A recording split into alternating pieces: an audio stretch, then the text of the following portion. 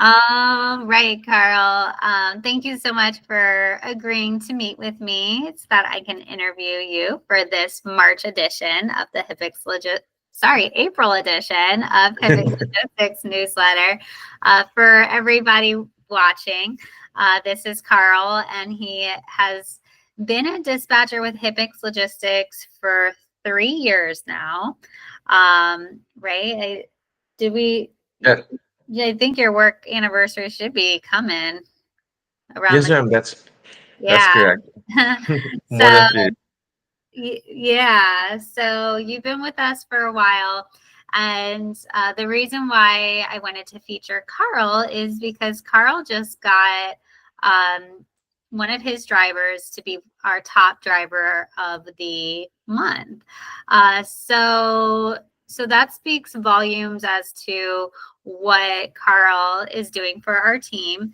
Our top driver for the month of March, what he drove about 8,000 miles maybe in the month and made a, a little bit more than 9,000. So he was averaging um, $1.16 a mile is what he got paid on average.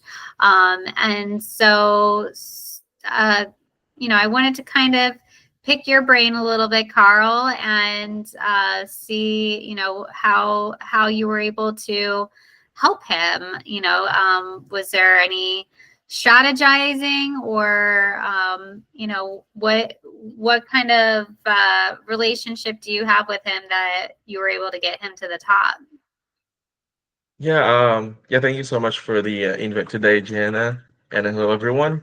And the my relationship or my rapport to my driver is like it is very like professional because my driver is also running like medium to long run, and as you said, he's ranging a dollar per I mean $1.16 per mile.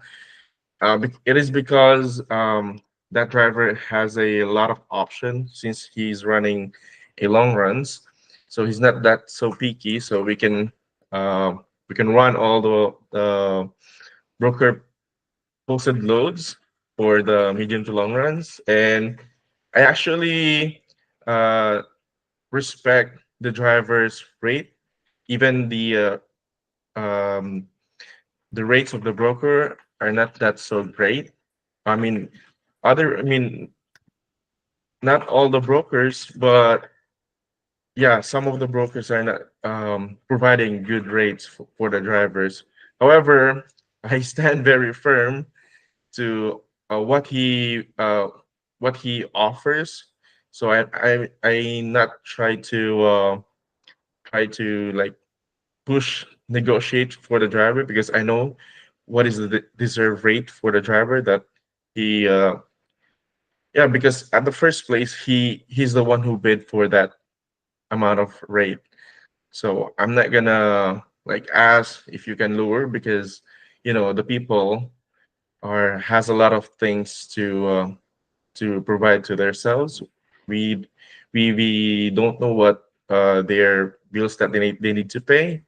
I mean, if they have a family that they need to provide, and also if you're a driver and you're running with a vehicle, you need a maintenance, and also for yourself as a driver, you need to take care of yourself. Like I don't know if he had a like maintenance for medicine, something like that. That's why I always fight for the driver's original offer and not to lowball them. That's why he's top driver last month. Yeah. Yeah. Awesome. Awesome. Well, thank you for sharing that with us. And hopefully that gives some of our drivers some insight too. And so, for those of you that maybe you're a broker watching this, how we structure our company is each dispatcher gets what I call their roster of Mm, of dedicated direct drivers. So Karl works with 9 drivers right now that are active out of 160 on our team. So this way we feel the dispatcher is able to grow those relationships with their drivers in order to get to know each one individually and to be able to provide a good service, as everybody is different. Karl, what do you think makes a successful dispatcher? Uh, for me, being a successful dispatcher has a like extensive and continuously proactive conversation and communication to all of the people that we work with, especially in between the broker and the driver, and communicate all the details. And yeah, so we can avoid things that avoidable to make all the work smooth. Yeah. Yeah. Um, and so how do you personally build those relationships with your drivers? Um, I Like, mean, with that, yeah, because if, for example, for the communication, still since we have a two tools, we can message them, we can text them, and also we can call them. And when we call them, like I can feel that the driver is very, uh, I mean, I cannot say very happy, but I know that they have a real human to talk with, yeah. and they can express what they feel on, because when you get a load, you get happy somehow because Yeah. now you got to work, you can get the money, and then when you talk to a real person, you can express what you feel today. If you're happy, and you can ask them how they you know how is their how is their day, something like that. All the Yeah. things, yeah. I when I was a driver, I felt like the dispatch companies that we worked with were just very short, no personalities at all. And so that was one thing when we launched Hipix Logistics and when I was dispatching, I was like, I want to make it a point every day to say Mhm. hi to my driver and give them a little smiley face for and it's a little smiley emoji because to me this is such a high pressure job industry for Yeah, all of us that a little smile I felt just was a nice little touch, spread some positivity, before agree. the stressful jobs take place.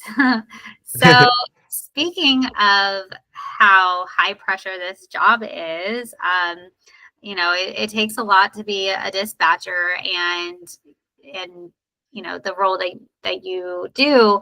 Um, when things get tense, things don't go as planned. Um, how do you balance that on your own while supporting your drivers personally and professionally? um Regarding on pressure, I know the escalation is everywhere, even in this work.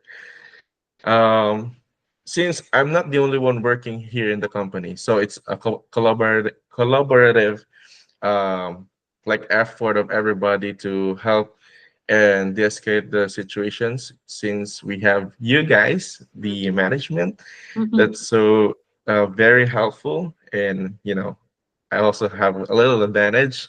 Mhm. Yeah, because we are like a sip to each others, so I can ask for a little advice.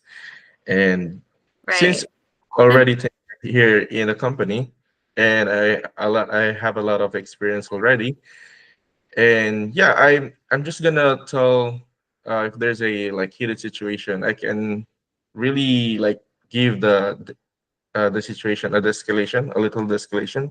But if I cannot solve the problem, then the superheroes are gonna jump in. That's you guys. Thank you. I'll take that. Yeah, it is a lot, lots of moving pieces. Mm, And So we thank you for obviously the role that you play. All right. So I guess last question that I have Mhm. for you is there's a lot going on right now here in America. And, I think the hottest topic right now is tariffs, which, Trump just launched this, within the last month, basically. And it's kind of what everybody's talking about. So, Mhm.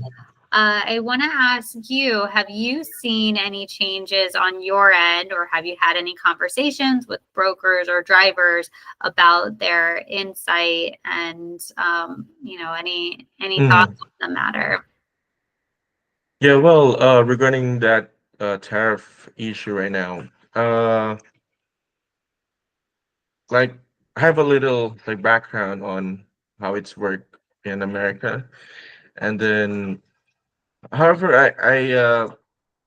I didn't feel the changes yet in the industry. So everything is still the same on how we the broker offers the load, and they're not they're still or like I haven't uh see any difference on the prices of how we get the loads. Yeah. So mhm. Yeah, it was very interesting after I did my monthly report for March. Our numbers were really high. We had a really good March. We booked a Mhm. lot of jobs. I think, let me see if I have those numbers in front of me.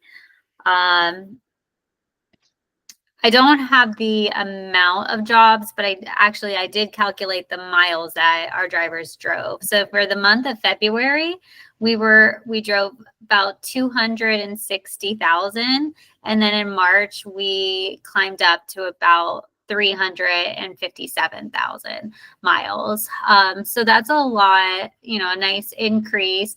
Um, and it was interesting though, because the price per mile, the average price per mile actually went down. So not by a lot, it was like 2 cents. But it was Mhm. a slight decrease in rates. Again, on average, but a lot of jobs booked. And I know in Mhm. my conversations with some of the brokers that I've talked to, they've seen a decrease in their customer shipping. So I think that's one thing that uh, people are just kind of saying that people are a little bit scared right now to be shipping and spending money until we know what happens. And out of every industry here in America, it's always our industry that kind of feels it first. So it is nice. I know prior to recording, I asked you how your day was on this Monday, and you said that you booked like 8 jobs today, which was really great. Typically, I don't know, an average day, I would say like maybe 5 or so, Yeah, right? Like on average. yeah, Uh, yeah. so to Fine. to do eight jobs today, I think that's setting yourself up for a very successful week ahead. So Yes. I'm happy to report that HIPX Logistics is not, knock on wood, not affected with any of this as of yet. That we are still moving strongly. So that's really great. Yeah. Correct. So awesome, Karl. Well, thank you so much for taking the time to meet with me and letting me pick your brain on what it takes to be successful, a successful dispatcher here at HIPX. Mhm. I think, a lot of drivers don't really know what happens on the back end here.